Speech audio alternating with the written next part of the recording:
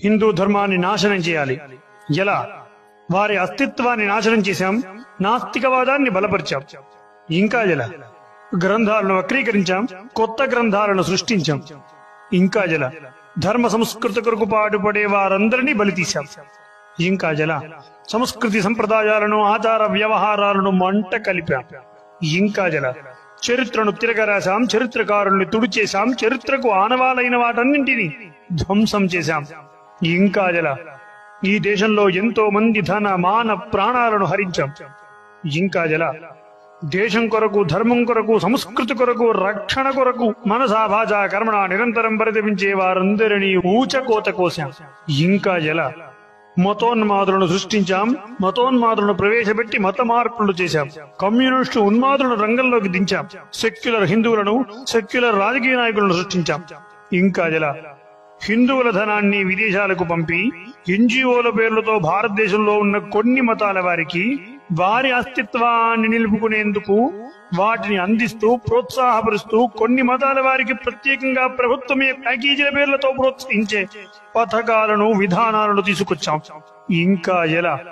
కానీ ఒక్క హిందువు తన గుడికి వెళ్లి తన దేవుణ్ణి చూసుకోవాలంటే మాత్రం అధిక పైకం చెల్లించాలనే నెపంతో దేవుణ్ణి దూరం చేసి ఆ దేవుణ్ణి కొంతమందికి మాత్రమే పరిమితం అయ్యేలా తగిన చర్యలు తీసుకున్నాం.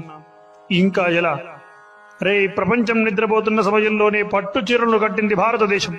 ప్రపంచానికి నోట్లో మాటలు రాని సమయంలోనే అనర్గళంగా వేదాలను వల్లించింది. చెడ్డీల మీద ప్రపంచం కొట్టుకునే సమయంలోనే యుద్ధ నీతులు, శాస్త్రాలు రచించిందిరా భారతదేశం. ప్రపంచం ఒంటి మీద బట్టలు కూడా లేని కాలంలోనే పట్టు చీరలు కట్టి రెట్టిన కిరీటం పెట్టి శోభిల్లిందిరా భారతదేశం. దాన్ని నాశనం చేయాలంటే దానికి మూలం ధర్మం, ధర్మానికి మూలం జ్ఞానం అని తెలుసుకున్నాం. దాన్ని దూరం చేయాలనే నిపంతో బయలుదేరి వచ్చాం.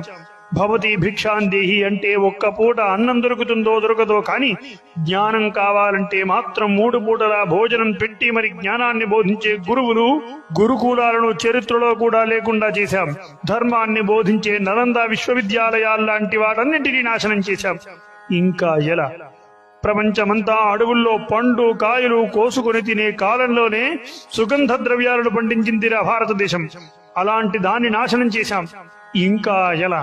ప్రాచీన విద్యను నాశనం చేసి పాశ్చాత్య విద్యను ప్రవేశపెట్టాం.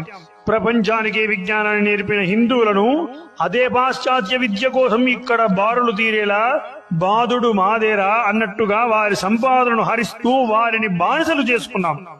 ఇంకా ఎలా? భరతమాతే స్వయంగా అమృతం వంటి అన్నాన్ని పండించి వండి పెడుతున్నా వాటిని దూరం చేసి రంగు, రుచి, పచ్చి లేని వంటలను ప్రవేశపెట్టాం.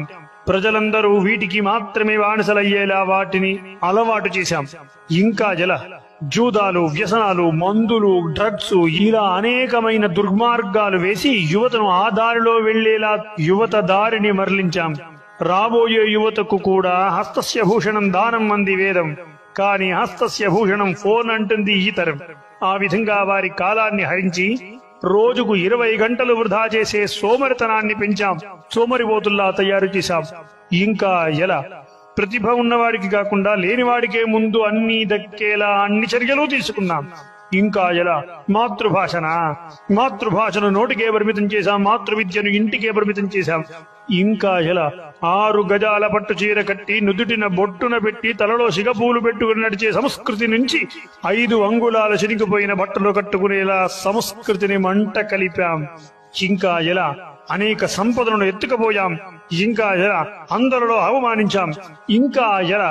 ఎలా ఎలా ఎలా ఎన్ని చేసినా ఏదో రకంగా భారత శోభ వెలుగుతూనే ఉంది.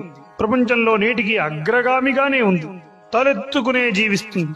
వందల వేల సంవత్సరాల నుండి అనేక మంది ఇలా దాడులు చేస్తున్నా కనీసం చెలించకుండా, చీమ కుట్టినట్టు కూడా లేకుండా తలెత్తుతూ సగర్వంగా శోభిస్తుంది రా భరతమాత.